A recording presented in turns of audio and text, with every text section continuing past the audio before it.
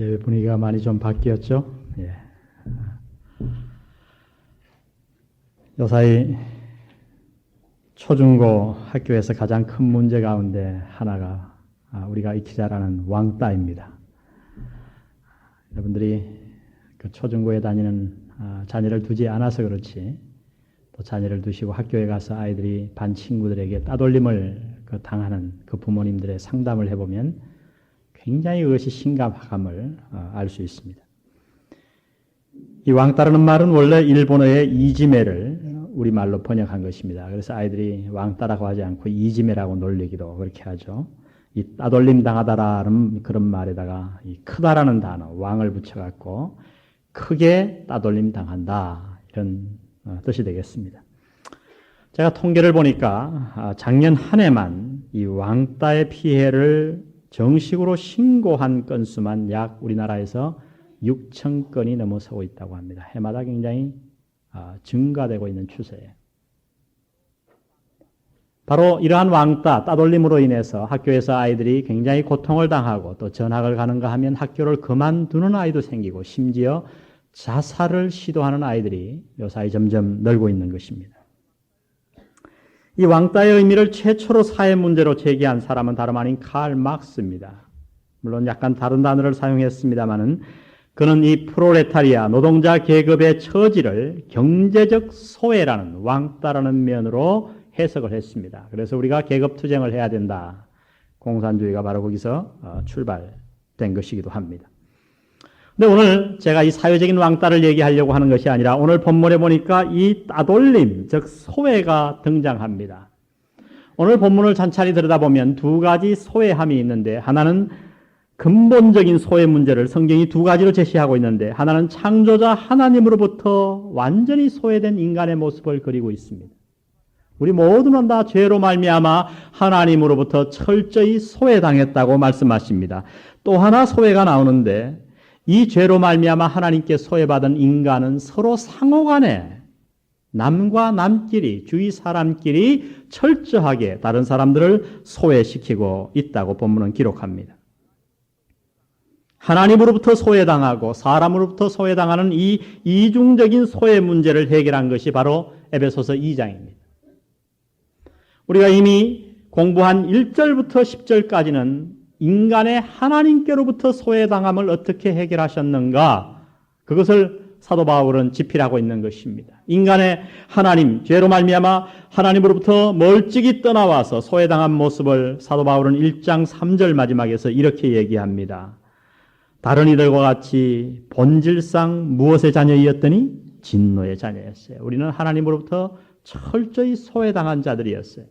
하늘나라의 축복으로부터 소외당한 자리들이었습니다. 그런데 하나님이 어떤 일을 행하셨는가? 놀라운 일을 행하셨다고 말씀합니다. 4절 이미 우리가 공부했죠. 그러나 긍휼에 풍성하신 하나님이 우리를 사랑하신 그 큰 사랑을 인하여 허물로 죽은 우리를 그리스도와 함께 뭐 하셨고? 살리셨고. 하나님으로부터 소외된 우리 인간의 문제를 하나님께서 해결하셨어요. 그러나 오늘 읽은, 저와 여러분이 읽은 이 11절부터 22절에 보면 또 하나의 소외가 등장합니다. 그것은 죄로 말미암아 하나님께 소외당한 모든 인간들이 상호간에, 인간 서로 간에 소외를 시키는 장면을 자세하게 기록해 놓고 있습니다.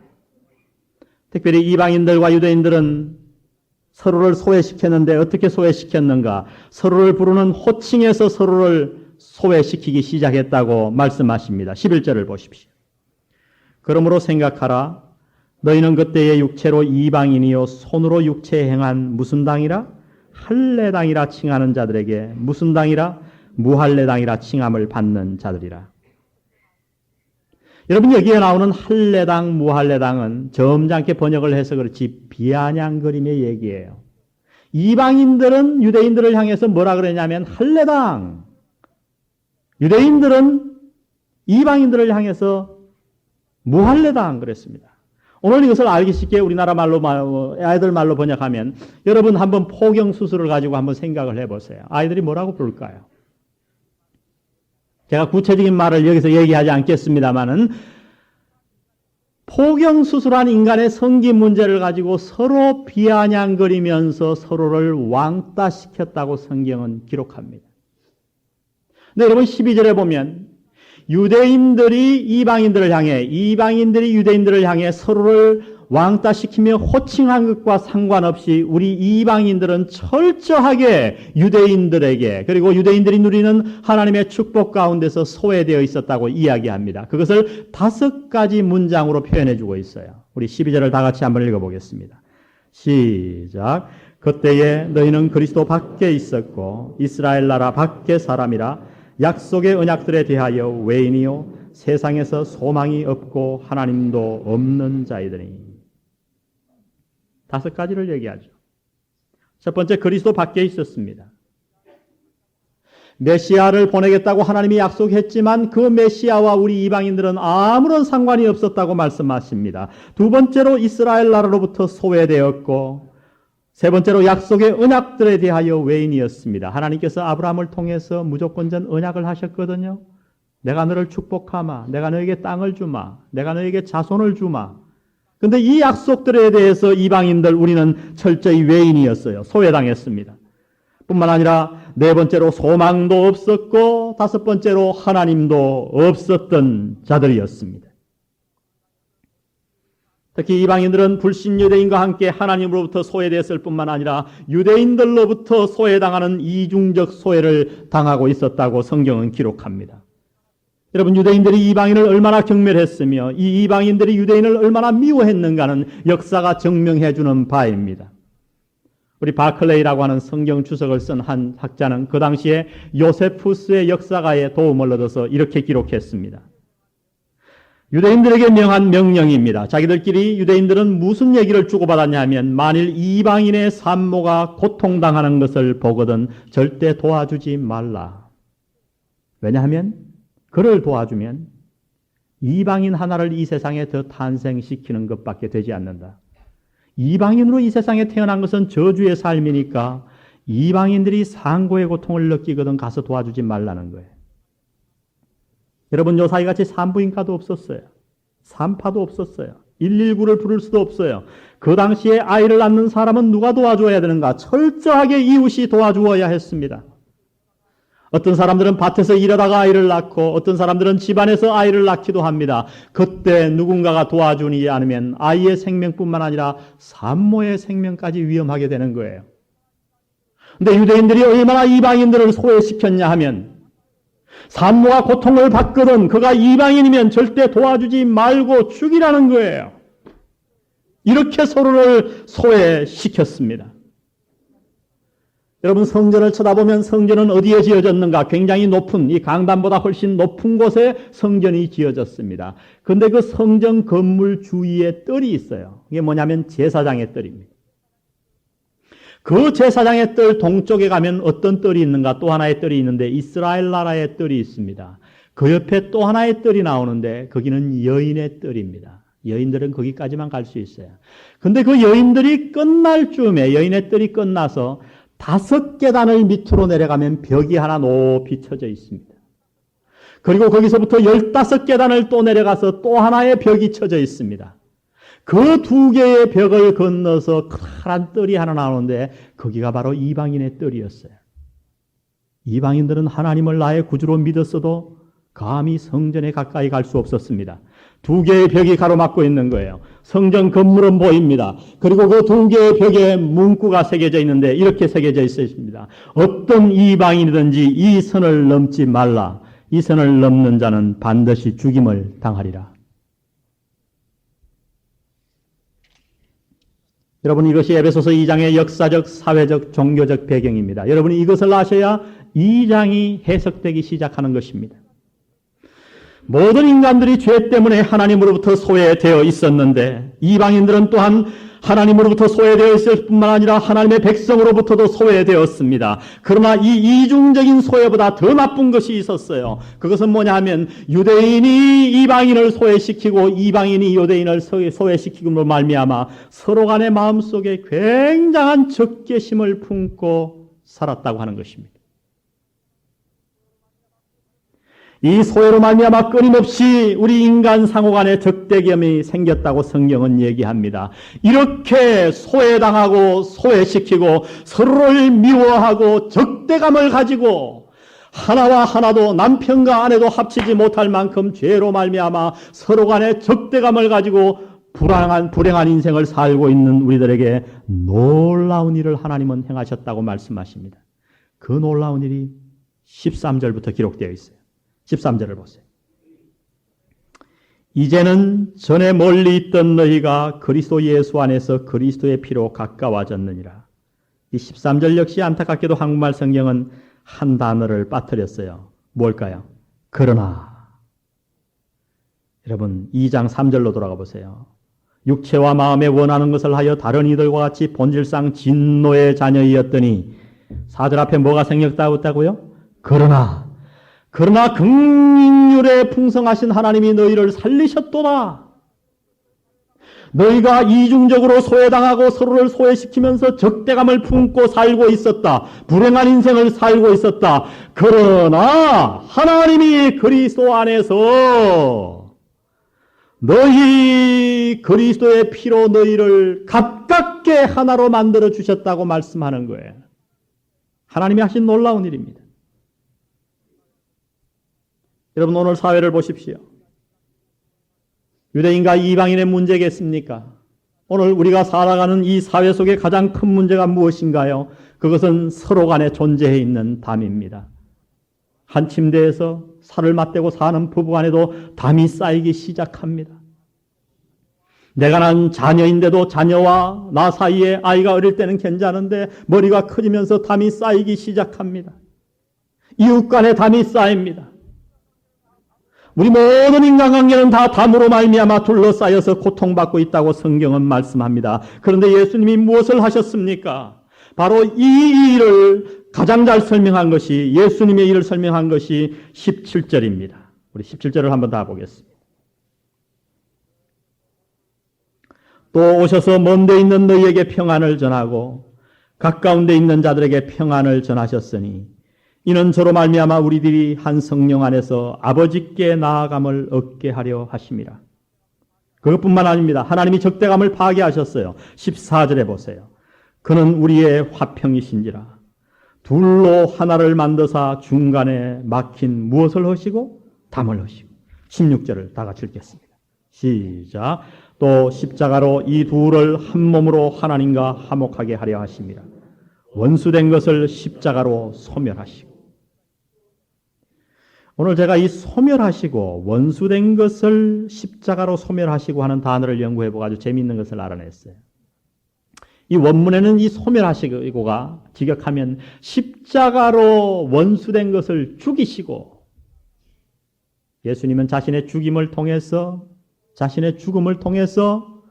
사람과 사람 사이에 우리 사이에 존재해 있는 원수된 담을 험으셨다고 우리에게 말씀하는 것입니다. 예수님께서 이 적대감을 파괴하심으로써 평화가 깃드는 다시는 소외가 없는 새로운 사회를 이 땅에 만드신 것입니다. 공동체를 창조하셨습니다. 이 예수님이 자기의 피값을 주고 사람 사이에 있는 모든 담을 허시고 소외가 없는 새로운 공동체를 만드신 이 사회, 이 공동체가 15절에 뭐라고 기록되어 있습니까? 원수된 것, 곧 의문에 속한 계명의 율법을 자기 육체로 폐하셨으니 이는 이 둘로 자기의 안에서 무엇을 지어 화평하게 하시고 한 세 사람. 한번 따라해 보겠습니다. 한 세 사람. 다시 한번요. 한 세 사람.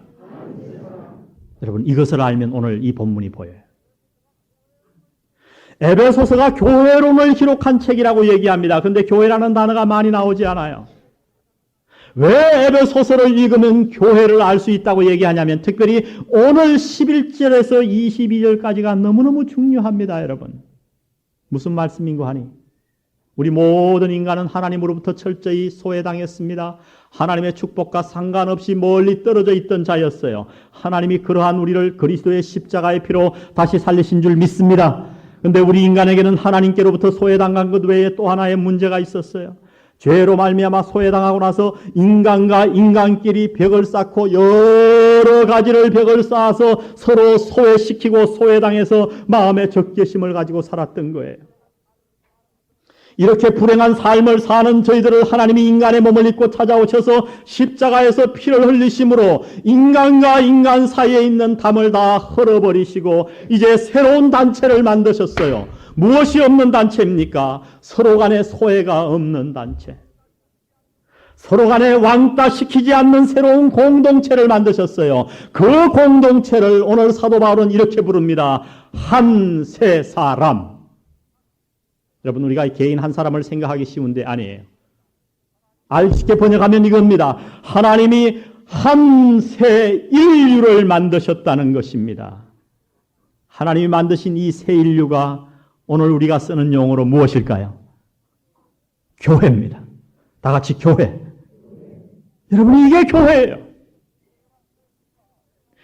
교회란 무엇인가? 영한 교회 건물이 아닙니다. 우리가 알고 있는 한 그저 모였다가 흩어지는 그런 교회가 아니에요. 이 교회는 완전히 새 사람이에요. 새로운 인류예요. 새로운 족속이에요. 나의 출신 성분에 상관없이, 나의 과거에 상관없이 하나님이 우리를 그리스도에 불러서 단체를 만드셨어요. 그 단체의 특징은 뭔가? 서로 간에 왕따가 없는, 서로 간에 소외시키지 않는 새 사람을 하나님이 만드신 줄 믿습니다. 그 새 사람을 만드시고 나서 하나님은 우리를 뭐라고 부르셨는가? 19절을 다 같이 읽겠습니다. 시작. 그러므로 이제부터 너희가 외인도 아니요 손도 아니요 오직 성도들과 동일한 시민이요 하나님의 권속이라. 할렐루야. 제가 이 권속이라는 단어를 연구해 보니까 가정과 약간 틀리더라고요. 가정은 아버지, 엄마, 형, 누나, 동생 이렇게 형성되어 있잖아요. 근데 권속은 조금 다르더라고요. 권속이라는 말을 쓸 때는 가정만을 의미하는 게 아니라 그 가정에 사는 머슴과 노예까지도 그 집안에 사는 모든 사람을 다 권속이라고 그러더라고요. 하나님이 우리를 하나님으로부터 철저히 소외당해 있고 서로 간에 소외시키며 고통받으며 사는 저희들을 그리스도의 피로 불러 모으셔서 하나님의 권속되게 하신 줄 믿습니다. 우리는 성격이 다릅니다. 출신지가 다릅니다. 모든 것이 다 달라요. 그럼에도 불구하고 하나님은 우리를 한 공동체로 만드셨는데 그 공동체의 교회를 만드시고 나서 우리가 교회가 무엇인가를 못 알아들을까 봐서 하나님은 우리에게 이렇게 가르쳐 주십니다. 너희는 나의 권속이란다. 함께 사는 공동체야. 권속이야. 여러분, 만일 우리가 하나님의 권속이라면, 교회라면, 새 사람으로 지원받았다면 그러면 도대체 남은 인생을 어떻게 살아야 할까요? 이 교회가 이렇게 귀중한 것이라면 우리가 교회 생활을 어떻게 해야 할까요? 오늘 사도 바울을 통해서 하나님은 우리가 이 교회 하나님이 새로 만드신 공동체 안에서 반드시 지켜야 할 두 가지를 우리에게 말씀해 주고 있습니다. 저는 오늘 이 두 가지를 여러분과 함께 나누기를 원합니다. 우리가 하나님의 올바른 권속이 되기 위해서는 먼저 하나님은 말씀하십니다. 서로 간에 담을 쌓지 말아야 한다고 말씀하십니다. 하나님이 지금 이 말씀하는 거예요. 얘들아, 너희는 나로부터 멀리 소외되어 있던 자야. 천국과 상관없는 삶을 살던 자야. 너희들의 불행이 뭔지 아니? 너희가 나로부터 멀리 소외됐을 뿐만 아니라 너희가 나를 떠난 이후에 남편과 아내와 부모와 자식 간 둘도 하나 되지 못하고 서로를 왕따시키며 서로에게 고통을 주며 그렇게 불행한 삶을 살던 자들이었다. 그러나 내가 인간의 몸을 입고 내려가 십자가에서 피를 흘려 너희의 모든 사이에 있던 담을 다 헐어버렸어. 그리고 새로운 공동체를 만들었어. 그것이 교회야. 너희는 이제 교회 성도가 되었어. 그러면 어떻게 살아야 되는지 아니? 내가 너희 사이에 벽을 허물었으므로 다시는 어떤 이유에서든 간에 너희와 너희 사이에 담을 쌓지 말거라. 이것이 하나님의 부탁인 줄 믿습니다. 따라해 보겠습니다. 서로 간에 담을 쌓지 말자. 그러나 여러분 오늘 교회를 한번 살펴보십시오. 그리스도께서 자신의 피로 허무신 이 벽을 다시 쌓는 이들이 얼마나 교회 안에 많은지 모릅니다. 교회는 다른 것은 몰라도 어떤 이유에서든지 사람과 사람 사이에 벽을 쌓아서는 안 되는 장소입니다. 그러나 오늘 우리 삶을 한번 자세히 들여다보세요. 얼마나 많은 이유를 가지고 사람들은 담을 쌓고 사는지 모릅니다. 하나님이 허무신 핏값을 주고 허무신 그 벽을 다시 높이 쌓아놓고 살아가면서 나는 교인이라고, 나는 교회에 속했다고 얘기합니다. 여러분, 어불성설입니다. 우리가 쌓지 말아야 할 담이 도대체 실제적으로 어떤 것일까요? 제가 여러분의 생활에 좀 더 가까이 가서 말씀을 드리겠습니다. 실제적으로 우리는 우리의 생활 속에서 어떤 담을 없애야 합니까? 먼저 저는 이 담을 없애기를 여러분에게 권면합니다. 지역적인 담을 없애야 합니다. 여러분, 교회 안을 들여다보세요. 특별히 경상도와 전라도, 경상도 문둥이 여러분은 전라도 사람을 어떻게 생각하시나요? 많은 사람들이 교회 나오면서도 이 지방 얘기를 하면 반으로 쫙 갈려요. 여러분, 경상도와 전라도를 누가 갈랐습니까? 정치인들이 갈랐습니다. 자기들이 당첨되기 위해.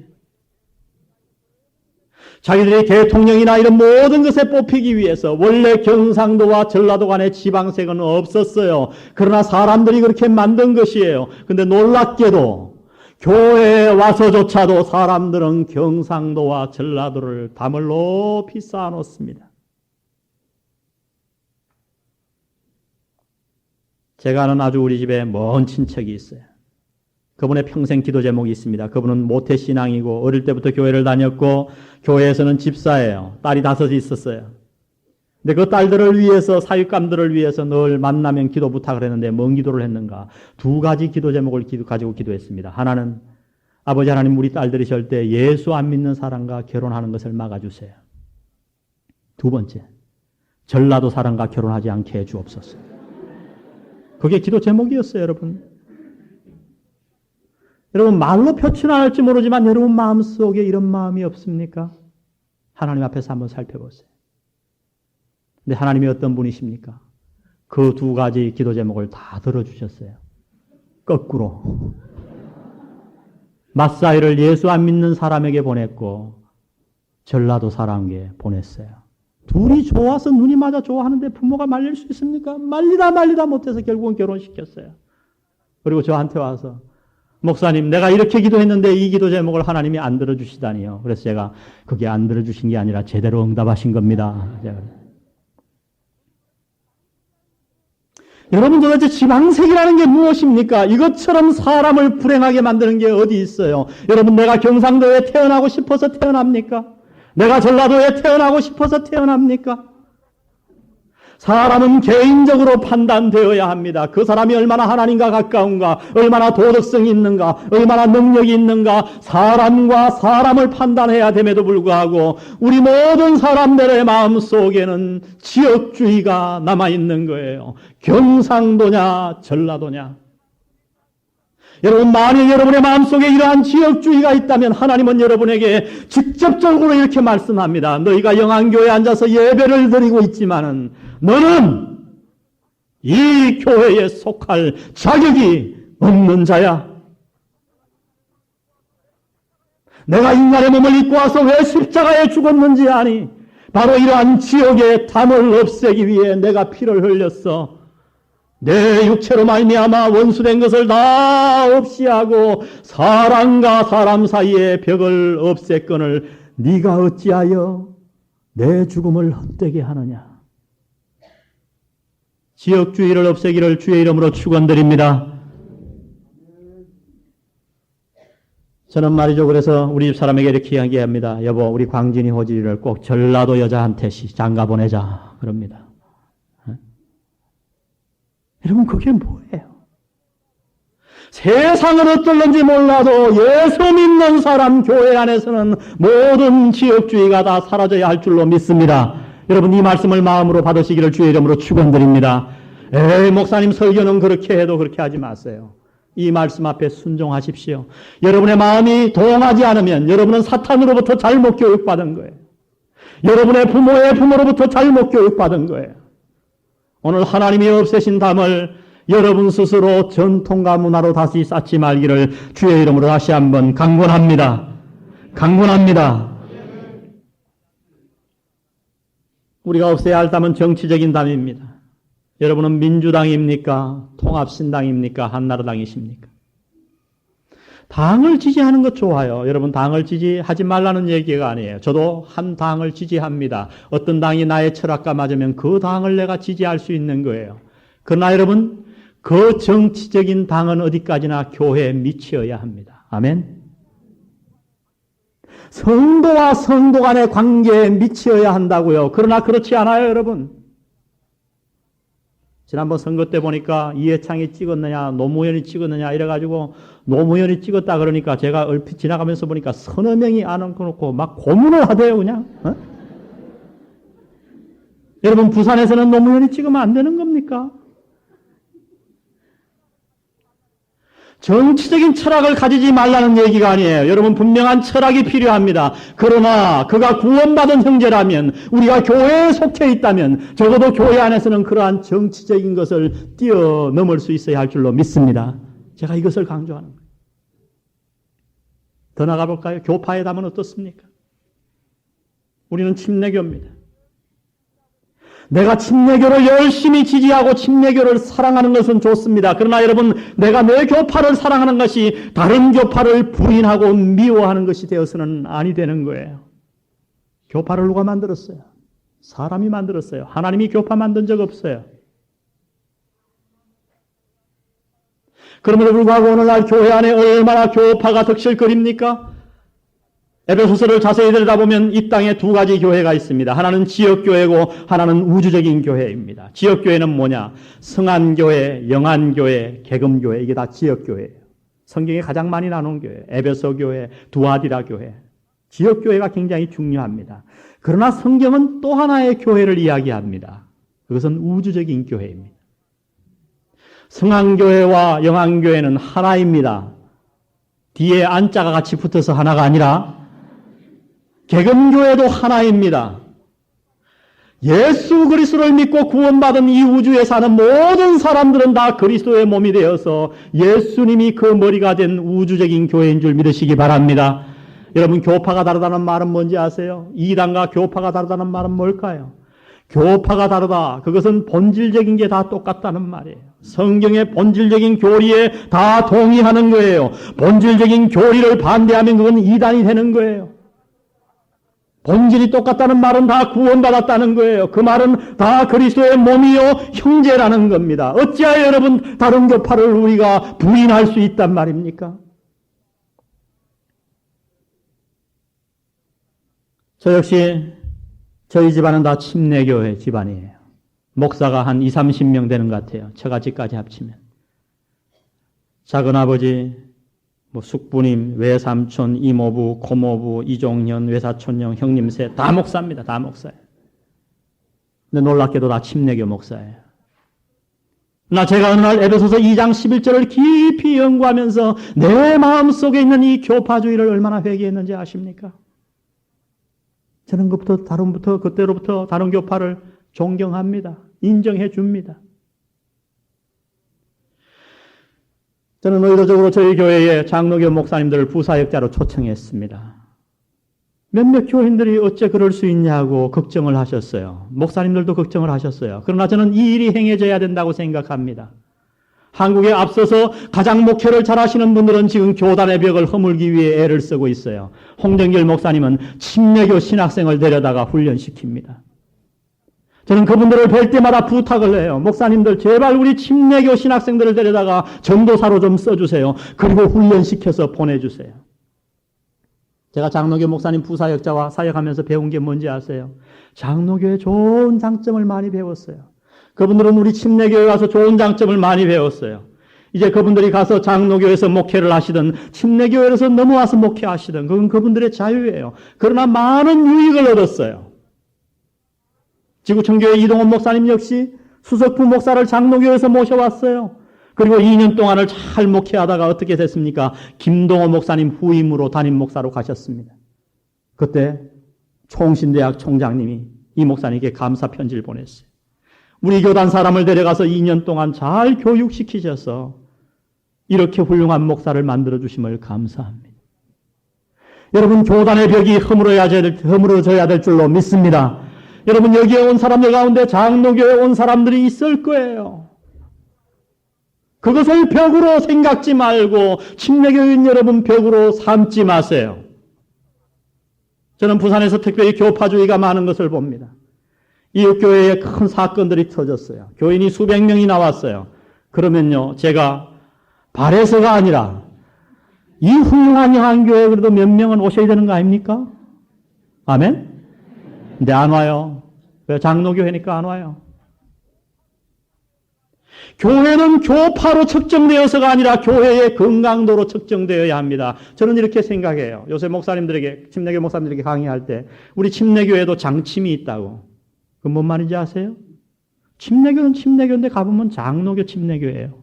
장로 다 두고 뭐 다 장로교 같이 해요. 또 순침도 있어요. 그건 뭔지 아세요? 순복음 침례교예요. 얼마나 뜨겁게 믿는지 막 방언시키고 막 순복음교회하고 똑같아요. 이제는 교파가 중요한 것이 아니라 그 교회가 중요한 줄로 믿습니다. 여러분, 교파로 인해서 교파 때문에 다른 사람들을 하나님 앞에서 정죄하지 마세요. 하나님이 다 허물어 놓은 담을 여러분 전통으로 인해서 스스로 쌓지 마십시오. 국가적인 담을 넘어야 합니다. 우리나라는 무조건 옳고 다른 나라는 무조건 틀리다. 안 됩니다. 축구 응원하는 건 좋아요. 그런데 죽이자 이렇게 응원하면 안 돼요. 축구는 축구로 끝나야지 왜 우리나라만 옳습니까? 여러분, 그것은 선교를 방해하는 거예요. 사회적인 담이 있습니다. 가난과 부한 사람의 담이 있고 지위가 높은 사람과 낮은 사람의 담이 무너져야 할 줄로 믿습니다. 교회 안에서 어찌하여 끼리끼리 모입니까? 부자들은 부자끼리 모이고 같은 직업을 가진 사람은 같은 직업을 가진 사람끼리만 교제하려고 합니까? 여러분, 이것은 잘못된 거예요. 그 담을 우리는 무너뜨려야 합니다. 마지막 남녀노소의 담이 있습니다. 특별히 오늘날 현대사회는 젊은 사람과 연세 드신 분 간의 담이 굉장히 큰 것 같아요. 과거보다도. 왜요? 문화가 하도 급격히 발달하니까. 젊은 사람들은 연세 드신 사람의 문화를 이해하지 못합니다. 연세 드신 분들은 젊은이의 문화를 이해 못해요. 저도요, 같이 텔레비를 보지만 요새 신세대들이 보는 개그 있죠, 개그. 그게 왜 웃기는지 도저히 이해가 안 가요, 저는. 봐도 그게 뭐가 무서워요. 네? 그걸 보고 웃는 호진이를 보면 불쌍하기 그지 없습니다.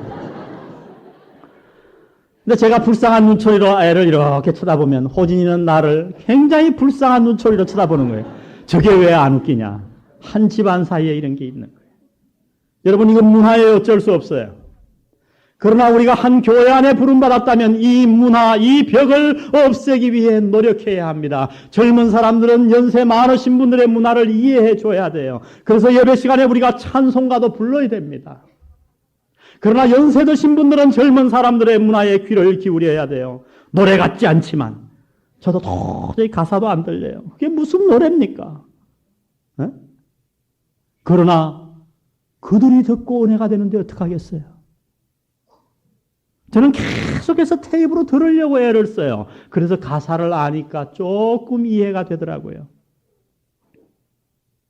목회자로서 저의 고민은 뭔지 압니까? 이 두 문화, 노소의 문화를 다 끌어안아야 된다는 거예요. 여러분, 저를 한편으로 땡기지 마세요. 저로 하여금 갈등하게 만들지 마세요. 저는 다 하나로 만들어야 합니다. 그 길을 나아갈 것입니다. 우리 영안교회는 사람이 만든 모든 담이 그리스도 안에서 무너져 내리기를 주의 이름으로 축원드립니다. 우리 교회에 먼저 온 자와 나중 온 자의 담이 쌓이지 않기를 주의 이름으로 축원드립니다. 여러분, 영안교회에 먼저 온 것이 무엇입니까? 나중 온 것이 무엇입니까? 그간의 담이 쌓여서는 아니 됩니다. 무너뜨리셔야 합니다.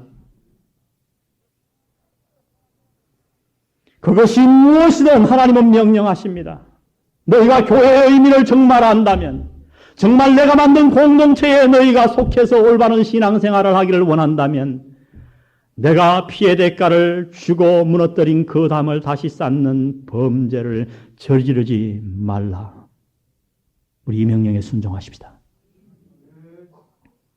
이 말씀을 생각하시면서 제가 14절부터 18절을 여러분을 위해 읽어드리겠습니다. 하나님의 말씀을 잘 들어보십시오. 그는 우리의 화평이신지라 둘로 하나를 만드사 중간에 막힌 담을 허시고 원수된 것 곧 의문에 속한 계명의 율법을 자기 육체로 폐하셨으니 이는 이 둘로 자기의 안에서 한 세 사람을 교회를 한 공동체를 지어 화평하게 하시고 또 십자가로 이 둘을 한 몸으로 하나님과 화목하게 하려 하심이라. 원수된 것을 십자가로 소멸하시고 또 오셔서 먼 데 있는 너희에게 이방인에게 평안을 전하고 가까운 데 있는 자들에게 유대인들에게 평안을 동일하게 전하셨으니 18절 다 같이 읽겠습니다. 시작. 이는 저로 말미암아 우리 둘이 한 성령 안에서 아버지께 나아감을 얻게 하려 하심이라. 유대인들에게 이방인들에게 경상도 사람에게 전라도 사람들에게 가난한 사람에게 부자들에게 먼저 나온 자들에게 나중 온 자들에게 장로교인들에게 침례교인들에게 평안을 전하셨습니다. 이유가 뭔가 이 둘이 합해서 그리스도의 손을 붙잡고 한 성령 안에서 하나님 아버지께 나아감을 얻기 위해. 여러분, 우리가 언제 하나님 앞에 나아감을 얻을 수 있습니까? 우리와 우리 사이에 막힌 담을 다 헐어버리고 예수님이 허신 담을 내가 다시 쌓지 아니하고 손에 손을 잡고 지역이 달라도 취미가 달라도 경제적인 조건이 달라도 학벌이 달라도 우리가 손을 잡고 나아갈 때 우리는 하나님 아버지 앞에 나아감을 얻을 수 있을 줄 믿습니다. 우리는 교회로 부름받았어요. 서로 간에 담을 쌓지 말아야 합니다. 오늘 두 번째 교회 생활을 어떻게 해야 되는가? 마지막 하나님은 이렇게 가르쳐 주십니다. 서로 간에 함께 지어져 가야 한다. 따라 하겠습니다. 서로 간에 함께 지어져 가자. 어떻게 지어져 가는가? 간단한 방법을 몇 가지 말씀하셨어요. 20절에 먼저 터가 중요하대요. 건축을 상상해 보세요. 너희는 사도들과 선지자들의 터 위에 세우심을 입은 자라. 이 사도들과 선지자들은 성경 말씀이에요. 우리는 기질이 틀려요. 어떤 분은요, 뜨겁게 믿는 걸 좋아해요. 그래서 막 박수를 쳐도 막 크게 박수를 치고, 어떤 분은 또 찬양을 좋아해요. 찬양만 하면 은혜가 돼요. 그래서 최근에 나온 베스트셀러 가운데 하나가 영성에도 색깔이 있다. 아주 좋은 책입니다. 읽어보세요. 9가지 영성을 얘기했어요. 어떤 사람들은 언제 하나님 앞에 가까이 나갈 수 있냐면 자연을 통해서, 바다를 보고 산을 보고 깊은 묵상을 통해서. 어떤 분은 배움을 통해서 깨달을 때 막 하나님이 가까이 오셔. 어떤 분은 뜨거운 봉사를 통해서 막 교회에서 열심히 청소하고 막 돌아다닐 때 하나님이 가까이 오셔. 어떤 분은 또 뜨겁게 막 찬양할 때 하나님이 가까이 오셔. 여러분, 남을 비판하지 마세요. 그러나 여러분, 우리가 어떤 영적 색깔을 가지든지 하나 중요한 게 있습니다. 그게 뭔지 아세요? 말씀 위에 기초를 둬야 할 줄로 믿습니다. 내가 찬양을 아무리 좋아한다고 해서 찬양만 하면 안 돼요. 지난번 제가 신학교 영성봉에 갔더니 스캇 브레너라고 하는 유명한 사람이라 그러대요. 미국 사람이 와서 찬양 인도를 하는데 1시간을 하더라고요. 막 세워갖고 막 열렬히 찬양을 하니까 그 1시간 찬양하고 내가 설교하러 가니까 그때는 지쳐서 다 자야지 뭐. 그건 잘못된 거예요, 여러분. 그래서 내가 그 다음날 찬양 시간을 줄이라고 주문했어요. 말씀이 기초가 되어야 할 줄로 믿습니다. 어떻게 건물이 잘 지어집니까? 기초가 중요합니다. 두 번째, 그리스도 중심으로 지어져 가야 합니다. 우리 교회는. 오늘 여기 그리스도를 보니까 모퉁이 돌이에요. 그때는 콘크리트가 없었어요. 건물을 지으면 4군데 모퉁이 돌이 가장 중요합니다. 그 모퉁이 돌을 따라서 벽돌을 쌓으면 되는 거예요. 기준이 모퉁이 돌 예수 그리스도가 되시기를 주의 이름으로 축원드립니다. 내 경험이 아니에요. 목사님, 성경은 그렇지만요, 내 경험으로 이렇게 얘기하지 마세요. 오직 그리스도가 중심이 되고 그리스도가 기준이 되어야 한다고 말씀합니다. 우리가 하나님 안에서 올바른 교회로 세워지기 위해서 마지막 방법을 하나님은 이렇게 설명해 주십니다. 21절에 그의 안에서 건물마다 서로 뭐하여? 연결하여. 여러분, 벽돌만 있으면 어떻게 집이 되겠어요? 벽돌과 벽돌 사이에 시멘트가 있어야 되잖아요. 그게 연결이에요. 시멘트는 자기 몸을 부셔서 희생하는 것입니다. 요한일서 2장 2절에 보니까 저는 우리 죄를 위한 화목 제물이라고 말씀합니다. 누군가 희생해야 합니다. 고린도후서에서 보면 하나님이 우리를 화목 사신으로 불렀다고 얘기합니다. 우리를 화목케 하신 예수님께서 너희도 세상에 가서 화목하라고 말씀합니다. 우리가 서로 어떻게 연결될 수 있나요? 부부간에 굉장히 오래오래 50년간 행복하게 산 부부를 가만히 물어보세요. 부부싸움 안 했는가? 아닙니다. 둘 중에 누군가가 희생했어요. 되게 젊었을 때는 왼수 같은 남편을 여자가 참아줍니다. 그러다가 나중에 나이 들면 누가 참습니까? 남자가 참아야지 지가 어떻게 밥 얻어먹으려면. 여러분, 두 사람 중에 누군가 하나 희생해야 돼요. 그것이 원리예요. 서로 연결되고. 여러분, 어떤 사람과 하나 되기를 원합니까? 그러면 당신이 희생하시기를 바랍니다. 마지막으로 중요한 말씀은 22절에 있습니다. 다 같이 읽겠습니다. 시작. 너희도 성령 안에서 하나님의 거하실 처소가 되기 위하여 예수 안에서 함께 지어져 가느니라. 중요한 건 진행형이에요. 함께 지어져 가느니라. 완성이 아닙니다. 여러분, 성경은 뭔지 아세요? 하나님 안에서 지어져 감을 받은 자들의 기록이에요. 모세는 혈기가 왕성했지만 인생의 말년에 이 세상에서 가장 온유한 자가 되었습니다.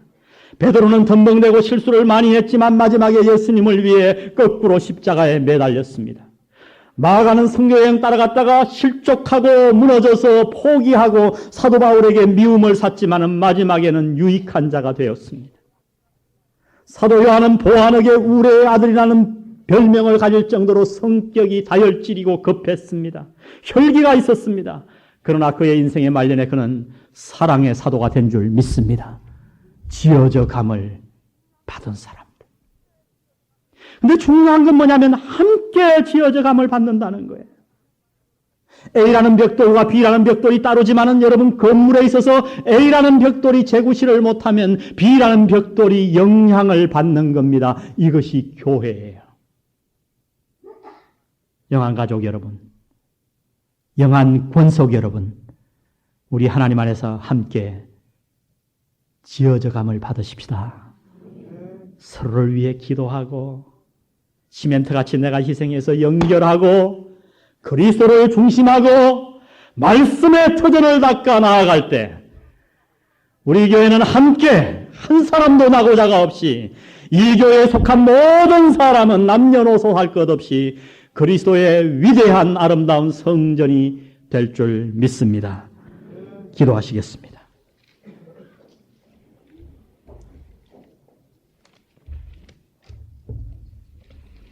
우리 한 2, 3분간 조용히 하나님 앞에 헌신의 기도를 드리겠습니다. 오늘 여러분 가운데 오늘 이 말씀 드리면서 하나님 그렇습니다. 누군가를 향한 담이 있는 사람이 있지 않습니까? 부부간이든 부모와 자식간이든 성도간이든 이웃간이든 담이 있는 자가 있습니까?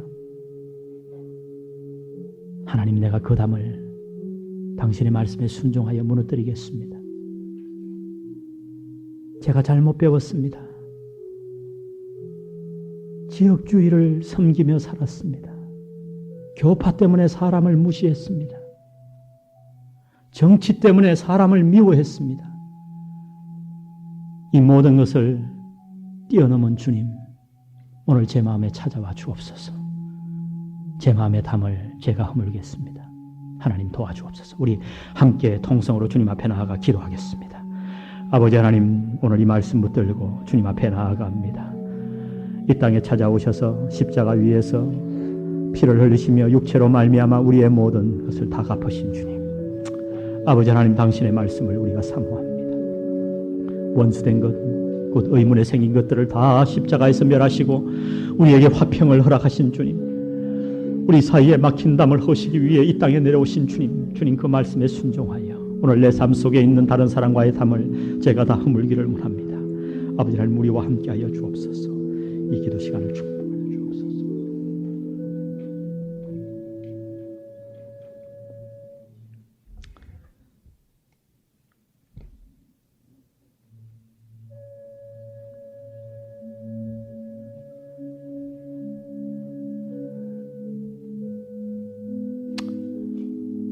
우리 사이에 있는 모든 담을 한번 허무십시다. 서로 간의 잘못된 감정으로 인해서 섭섭함이 커져서 담이 쌓여 있음을 봅니다. 주님, 그 담을 허물어 주옵소서. 내가 순종하여 그 담을 허물겠습니다. 주님 앞에 아무런 담도 없이 하나의 공동체가 되어 우리 영안교회가 하나님 앞에 섰으면 좋겠습니다. 오늘 이 찬양에 우리의 마음을 담아 드리겠습니다. 주는 평화, 우리의 평화. 주는 평화, 막힌 담을 모두 하셨네. 주는 평화, 우리의 평화. 주는 평화, 막힌 담을 모두 하셨네. 주는 평화, 우리의 평화. 염려다 마기라, 주가 돌보시리. 주는 평화, 우리의 평화.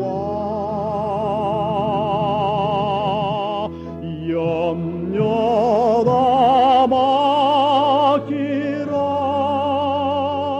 주가 돌보시리. 주는 평화,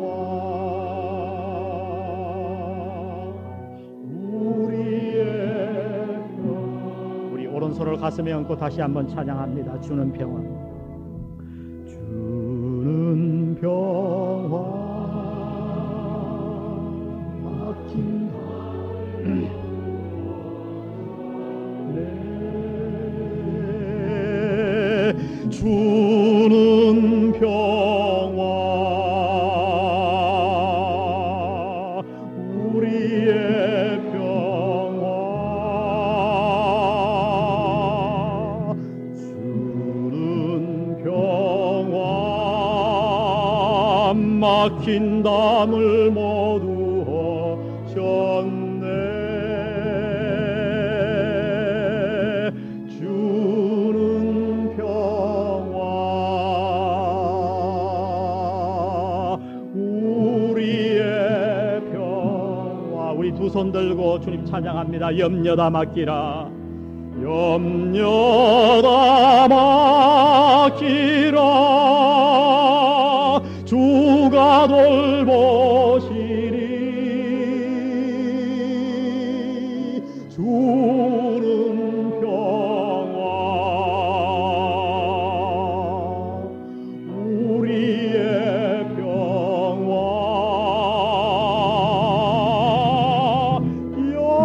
염려다 맡기라,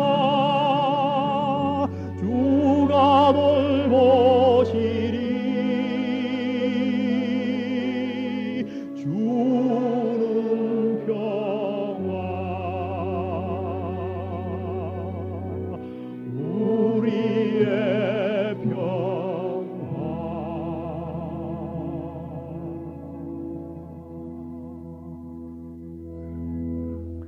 아버지 하나님, 하나님과 멀리 떨어져서 내 안에 죄로 말미암아 내 이웃과 멀리 소외당하며 소외시키며 불행 가운데 살 수밖에 없던 저희들을 이 땅에 찾아오셔서 당신의 핏값으로 화평을 우리에게 전해주심을 감사합니다.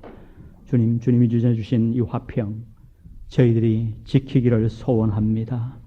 오늘 하나님 앞에 기도하며 내 마음에 쌓인 담을 주의 보혈로 헐기를 원하오니 성령 하나님, 우리 안에 보이지 않는 높은 담 이 시간 다 허물어 주시옵소서. 영안교회에 담이 없는 교회가 되기를 원합니다. 지역적인 담도 없애주시고 빈부의 담도 없애주시고 먼저 나오나 적게 나오나 늦게 나오나 장로교나 침례교나 모든 담을 하나님께서 우리 교회 안에서 헐어 주시옵소서. 주님 앞에 헌금드렸습니다. 지금도 고통당하는 자들, 하나님도 모르고 서로 간에 담을 쌓고 불행한 인생을 사는 그들을 구원하는 일에 이 헌금이 쓰이게 도와 주시옵소서. 예수님의 귀하신 이름으로 기도드렸습니다. 아멘.